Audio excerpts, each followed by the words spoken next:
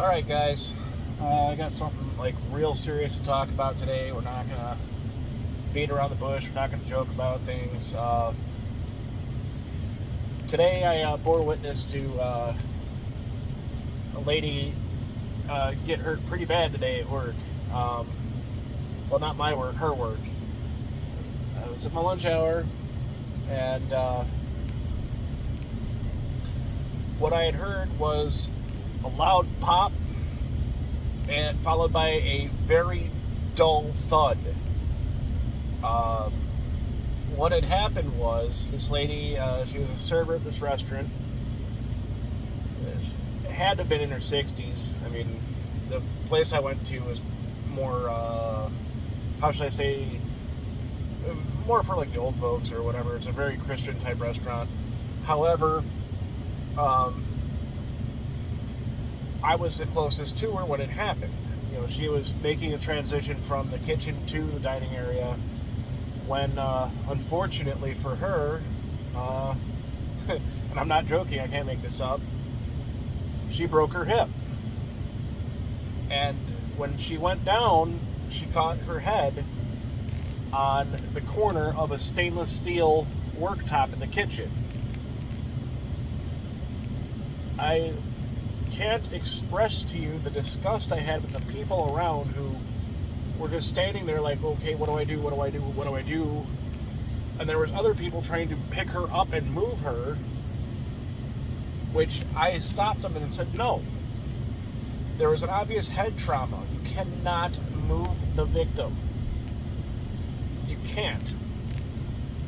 And I proceeded to, issue first aid because there was, a pretty good amount of blood coming from her head.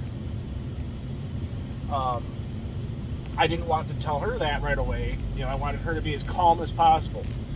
Now, this is why I'm talking to you. When it comes to a disaster of any form, it is imperative that you remain calm. Okay? When you let your head start going, 300 mile an hour, you could start missing details. Okay? First and foremost, in an instance like this, you're going to dial 911 and calmly explain to the person on the other end of the line your name, your location, giving the address if at all possible. Okay? Because that'll just really help things. For me, it wasn't as easy because I didn't know the address. All I could tell you was I was at X restaurant on XYZ street. They were able to extrapolate from that, okay, we are here. I then explained that I have a female subject of approximately X age on the ground. She is coherent. However, she is not ambulatory. Okay? So what did I just communicate? Who the contact person is, which would be myself, the location, a description of the patient, and I also stated that the person is down and cannot move. I then relayed the nature of the injury. Okay? I suspected, damage to the leg, and then obviously damage to the head, which, I said she bumped her head. I didn't want to state that she was bleeding, so I knew that she was going to panic. She was already panicking because I was calling 911. She was more worried about the cost of a trip to the emergency and a trip in an ambulance more than anything. So my job shifted from being, a patron to being, for lack of a better term, a member of the, a first responder. Okay. So I got her comfortable. She wasn't, I didn't allow her to get up or try to move. So you're just going to lay here with me. Help is on the way. I proceeded to take some clean towels to pack, against her head, kind of hold things in, where it belongs. And I kept her there all the way up until when emergency services finally showed up.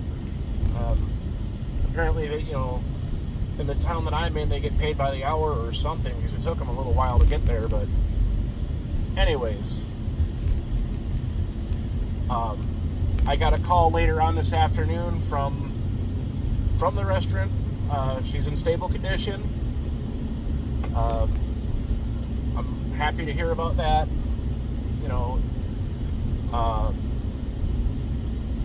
But when it comes to anything, like I said, any kind of disaster, it could be an injury, it could be whatever, you want to communicate clearly with whoever it is on the other end of that line what is going on. Now, in the military, they have what's known as the 9 line, and I'm not going to get into the nitty-gritty of the 9 line, but one of the little bits of the 9 line is whether or not there are enemies nearby. All right. Obviously, we don't really have enemies here in the States, except for if you really want to, split hairs. If there, and I don't wish this upon anybody, but if there's an active shooter, say you're at a mall or a school or whatever, you want to say yes, there are 2 active shooters or 3 or however many you could, that you could count safely. If something like this is actually, if this was a situation where there was a shooting going on, the last thing you want to do is make yourself a target you're going to get down. Use whatever, a wall or whatever is covered to make your call. But if you can, by assisting law enforcement and say, hey, there's 2, 3, 4 subjects, whatever. That piece of information in itself, could really help when it comes to neutralizing a situation when they get there. Thank God this wasn't one of those situations. Unfortunately, somebody still was hurt, but, life goes on. She's going to be fine. Just anytime, it could be in a car crash. What do you do in a car crash? Okay? You're going to call, again, you're going to call 911. Hey, I was just in an accident. And you're going to, I'm at the corner of, Haight and Ashbury, for example. There's another vehicle involved. If you're calling from your car, that's one thing. If you had to exit the car for whatever reason, say, hey, I'm standing on the side of the road, the vehicle's on fire or whatever, don't make anything up. Just, be very matter of fact, calm, cool, collected. Don't panic, okay? The last thing anybody needs is anybody to be in a tizzy, okay? Just the, and I'm not just the facts. Don't embellish on anything. Don't omit anything. Just the facts. That's it. Okay, guys? And for God's sakes, if you are going to bear witness to something, you better be pulling that phone out to make a call to the right people, the authorities or whatever. Don't be pulling it out to record people getting hurt or worse. Don't be that guy. All right?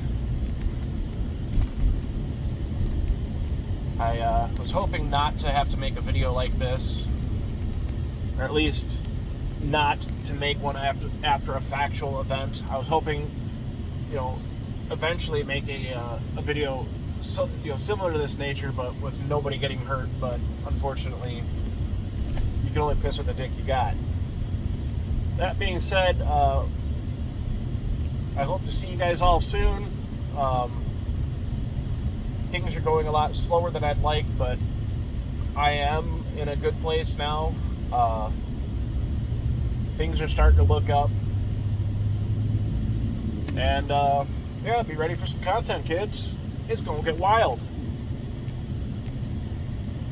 We'll see you on the other side.